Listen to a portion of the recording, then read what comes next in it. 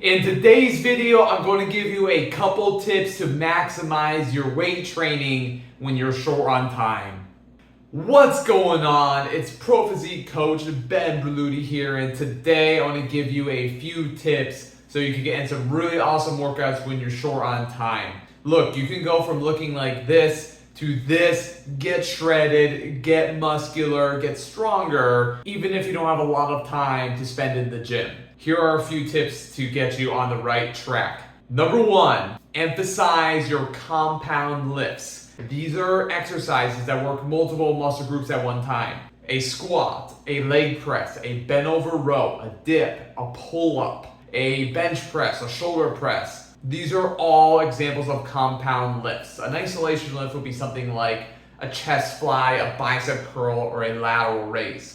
If I only had a little bit of time to train, let's say 40 minutes, I would do 3 or 4 exercises, starting with my compound lifts. These are your bread and butter lifts because they're utilizing a lot of muscles at one time, and they're going to help you get stronger and continue to progress. Let's say I was doing a bench press. I would work up to 3 working sets after I took time to warm up with light weights. Of course, 2 to 4 warm-up sets is generally what I recommend. And then I'll go all out on those working sets. A strategy you can use to get a lot out of those working sets while not resting that long, maybe just 2 minutes or so, is to utilize descending sets and rest pause reps. So let's say my goal is 8 reps and I get 6, and I reach technical failure where I can't perform another rep of good form. Okay, instead of lowering the weights, I would set the dumbbells on my knees like I'm doing here with the incline press for 45 seconds, and then go back into the lift and try to get another 1, 2, 3, or 4 reps.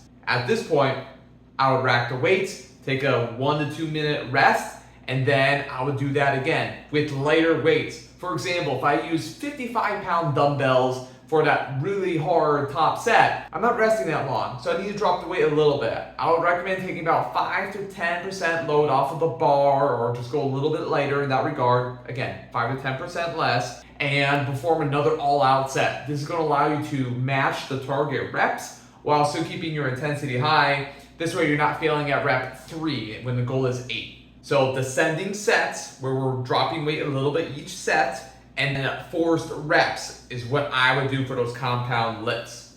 From there, let's say my second or third exercise is an isolated movement working one muscle group. If I want to do something for the side delts on the chest shoulder day, well, maybe it's going to be lateral raises, but I'm strictly going to use descending sets and drop sets. So rest times are very short now, 30, 60 seconds, and I can pick a rep target. Let's say as many sets as it takes to get to 30 reps, or I could say, I'm only giving myself 3 sets because I'm very short on time. Okay, on your final set, do a drop set. So let's say I'm doing 15-pound raises. I do as many as I can with good form to failure, and then I immediately drop the weight by about 50% or even a little bit less, 30 to 50%, knock out as many reps as I can, and then do another drop and just get everything out of those shoulders, and then I'm done. Always do drop sets and forced reps on your final set. What are forced reps? Well, it's pretty much just partial repetition. So let's say I'm doing laterals. Well, if I can no longer lift the weight all the way up,